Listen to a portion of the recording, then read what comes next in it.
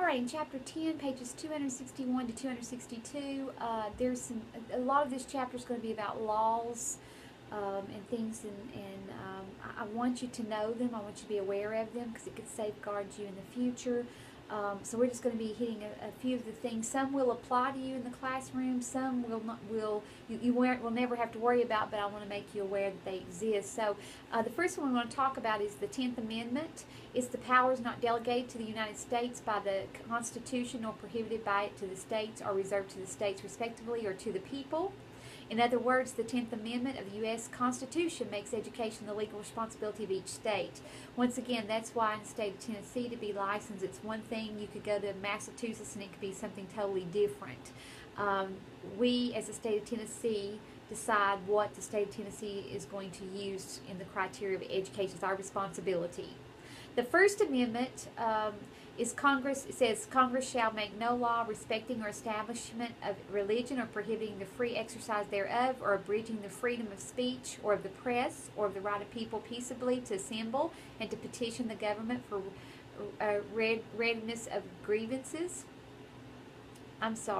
Government for redress of grievances.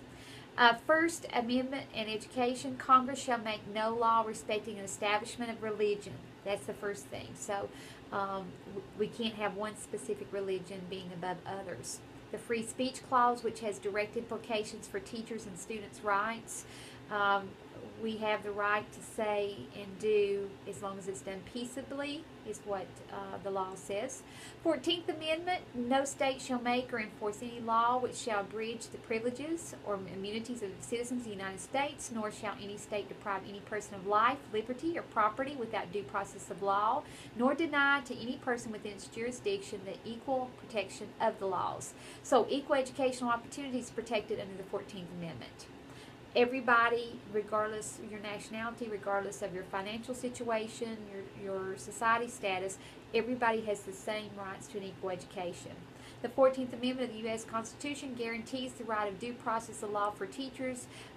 If, God forbid, something should happen, there's some kind of a lawsuit, you're being accused of something, the due process allows you to go through the proper channels of the court to have fair representation and those kinds of things. All right, those are of three of the big three amendments to the Constitution that have to do with education.